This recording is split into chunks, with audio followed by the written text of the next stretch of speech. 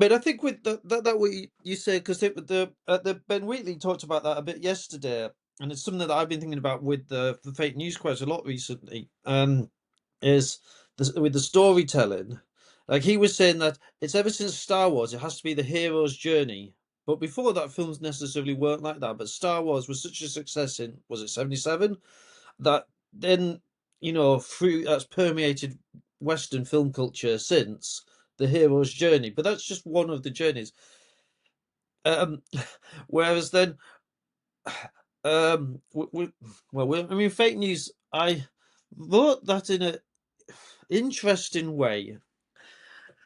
I'd never seen the Hunger Games. I did watch them all over Christmas, but several years ago, I did start to write it, with the November.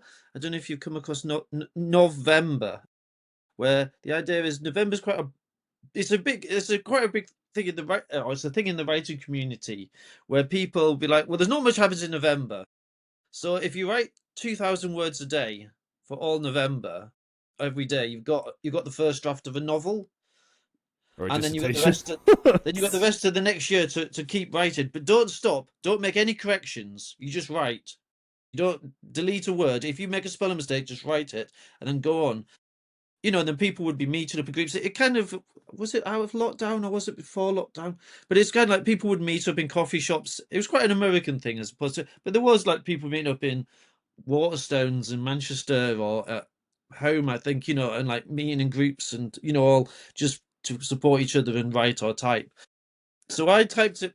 I did a lot of it typing into the notes on my phone. I didn't manage to write 2,000 words a day, but I got at least 500 or 1,000 each day, and then it became like a novel. And I'd seen the Hunger. I don't know if I should be. Yeah, the Hunger Games. It had like character introduction, insight and incident. Turning point that they cannot go back to their real lives. Another force enters. Things. The darkness just got darker. Or then there is a hope or there's a twist. And then with the story that I knew wanted to tell, so I used all of these plot points that whoever wrote the Hunger Games or whoever analysed the Hunger Games, whoever wrote a dissertation on the Hunger Games wrote, and I thought, oh well, that must be what people might like, and so then that's where I got then where I wrote it as to be like just a novel, and then once we got talking with people about things and talking with the actors, and they were like, "Oh, let's keep the story going." That then I looked into that to find more scenes from the longer unpublished. But one day I hope I will plan to, getting to the point where it might be like a novella, self-publish it one day. Why If any not? I publicists mean, out there that are publicists here, then so that was how that came about. But I was just sort of saying that, like, I think that it is, because that's one of the other things that's quite annoying, not to go off on a different tangent, but some of these sites where they take films, and often independent films, and they want them, and they help grow these sites, and they take in people's films, but then once they get to a certain point, there might be like gatekeepers, like, oh, you didn't have that in your third act, or the first act's not the same.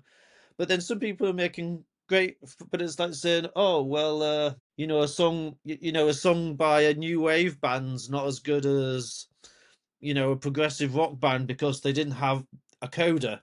It's like sometimes you don't need always a coda in a song for it to be a great song. You know what I mean? Or but some of the greatest songs ever are that because they have such an amazing coda that then when the chorus kicks back in, that's fantastic. Like, I don't know, Paranoid Android or a Hendrix or something like that. But then if a punk song just does like a drum fill instead of a coda, nobody minds. It's like, oh, we didn't need a coda. There's just a drum fill. It's still a great song because it's a great song.